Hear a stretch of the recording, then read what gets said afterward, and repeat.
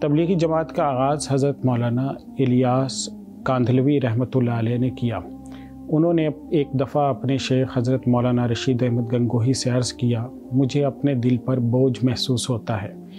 مولانا رشید احمد گنگوہی نے یہ سن کر فرمایا کہ آپ سے پہلے مولانا قاسم نانوتوی نے بھی حاجی امداد اللہ مہاجر مکی سے کچھ اسی طرح کی بات عرض کی تھی، تو حاجی صاحب نے جواب دیا تھا، اللہ تعالیٰ تم سے کوئی بڑا کام لیں گے۔ آج تقریباً اس بات کو 1 صدی سے زیادہ عرصہ گزر چکا ہے، اور اب دنیا کا کوئی ایسا ملک، دنیا کا کوئی ایسا خطہ باقی نہیں بچا جہاں تک تبلیغی جماعت اور اس کا اثر، اس کی جماعتیں، اس کے لوگ، اس کے وفود، اس کی دین کی دعوت نہ پہنچی ہو۔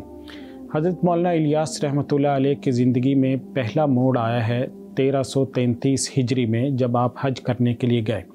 مدینہ منورہ میں جب آپ پہنچے، وہاں پہ آپ کو ایک خواب آیا، حضور صلی اللہ علیہ وسلم کی زیارت ہوئی۔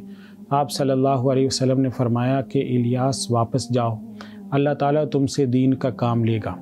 تو آپ حجاز مقدس سے واپس ہندوستان پہنچے، اور یہاں ایک چھوٹی سی بستی نظام الدین میں چند لوگوں کے ساتھ آپ نے دین اور کی تبلیغ کا کام شروع کیا۔ یہ ایک غیر آباد بستی تھی جس میں نمازیوں کی تعداد 3 سے 4 ہوا کرتی تھی۔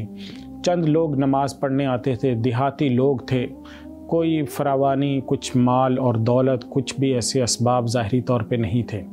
لیکن آپ نے خستہ حال مسجد میں لوگوں کو بلانا شروع کیا، دیہاتیوں کی منت سماجت شروع کی، ان سے ملاقاتیں کرنا شروع کی، ان کو نماز کی ترغیب دینا شروع کی، ان کو اسلام کے مطابق زندگی گزارنے کی ترغیب دینا شروع کی۔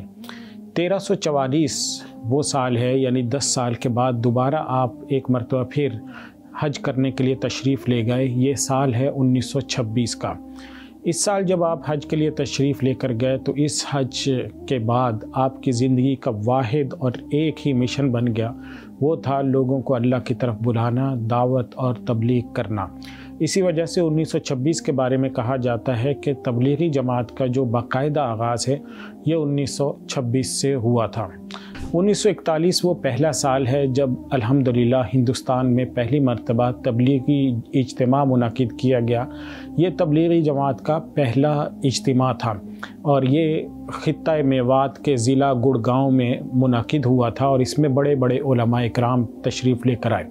حضرت مولانا مفتی کفایت اللہ صاحب دہلوی رحمۃ اللہ علیہ، جو ایک بہت بڑے عالم دین ہیں، جن کی کفایت المفتی ہمارے ہاں پڑھی پڑھائی جاتی ہے، وہ اس میں شریک ہوئے، اور جب وہ اس اجتماع میں شریک ہوئے تو آپ نے اپنے تاثرات کا اظہار ان الفاظ میں فرمایا کہ میں 35 سال سے ہر قسم کے مذہبی اور سیاسی جلسوں میں شریک رہا ہوں، لیکن میں اس شان کا ایسا بابرکت اجتماع آج تک میں نہیں دیکھ سکا ہوں۔ حضرت مولانا اشرف علی تھانوی رحمۃ اللہ علیہ، جو بلا شبہ ایک مجدد تھے اور بہت بڑا علمی اور دعوتی اور تبلیغی کام انہوں نے سر انجام دیا، انہوں نے جب تبلیغی جماعت کی یہ افادیت دیکھی تو آپ نے فرمایا، الیاس تم نے یاس کو آس میں تبدیل کر دیا ہے۔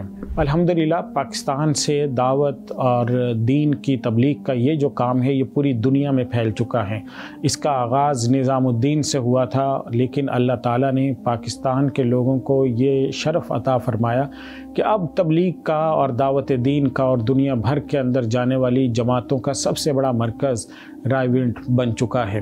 تو بلا شبہ یہ پاکستان کے لوگوں کے لیے اعزاز ہے، یہاں کی دینی جماعتوں کے لیے اعزاز ہے، یہاں پر تبلیغ کے لیے وقت دینے والے، اس رستے میں اپنی جان مال اور وقت کو خرچ کرنے والے لوگوں کی قربانیوں کا یہ ثمرہ ہے، اور اسی کا یہ نتیجہ ہے کہ ہر سال جو ہمارا اجتماع ہوتا ہے یہ تقریباً اس میں 20 لاکھ سے 50 لاکھ لوگ تک شریک ہوتے ہیں، اور اب جو صورتحال ہے تک 2011 سے وہ یہ ہے کہ 2 حصوں میں تقسیم کر دیا گیا ہے اس اجتماع کو۔ تو اس 2 حصوں میں تقسیم ہونے والے اجتماع کے نتیجے میں لوگوں کی بڑی تعداد وہ 2 حصوں میں تقسیم ہو گئی ہے۔ الحمدللہ تبلیغی جماعت دنیا بھر میں اپنی دعوت کا، تبلیغ کا یہ کام سر انجام دے رہی ہے۔ تو اللہ تعالیٰ سے دعا ہے کہ اللہ تعالیٰ اس کام کو جاری و ساری رکھے، ہم سب کو بھی اس کام کا حصہ بننے کی توفیق عطا فرمائے، اور دین اللہ کے راستے میں نکل کر جان مال وقت قربان کر کے دین سیکھنے کی توفیق عطا فرمائے۔ وآخر دعوانا ان الحمدللہ رب العالمین۔